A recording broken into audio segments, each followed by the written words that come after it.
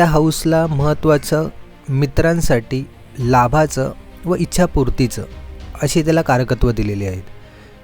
तर ह्या गोष्टींना थोडं विस्तृतपणे पाहिलं असता आपल्याला लक्षात येईल की ही सर्व कारकत्व राहूशी व भौतिक जगाशी म्हणजे मटेरियलिस्टिक गोष्टींशी निगडीत आहेत. त्यामुळे 11व्या भावाचा मुख्यपणे आपण स्वामी राहू असा मानू व दुसरा शनी मानतो. म्हणूनच कोणत्याही कुंडलीमध्ये 11th हाऊसमध्ये म्हणजे 11व्या भावात कोणती रास आहे व तिथे कोणता ग्रह आहे हे पाहणे गरजेचे असते व तो ग्रह किंवा ती रास ही राहूशी नैसर्गिकरित्या ती मैत्रीचं नातं आहे, शत्रूचं नातं आहे की न्यूट्रल आहे हे पाहावे लागते.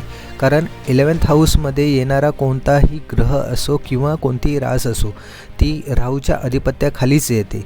त्यामुळे तुमच्या जीवनात घडत असलेले वेगवेगळे अनुभव जे मित्रपरिवार एकजूट होण्याचे असू दे किंवा तुम्हाला लाभ घडण्याचे असू दे किंवा तुमच्या इच्छा असतील त्या इच्छा पूर्ण होण्याचा एक जो मार्ग असतो तो हा 11th हाऊसच दाखवतो व त्या प्रमाणातच तुम्हाला तो किती सरळ सोपा आहे व किती अवघड आहे हे तुम्ही तुमच्या 11th भावावरून 11व्या भावावरून समजू शकता.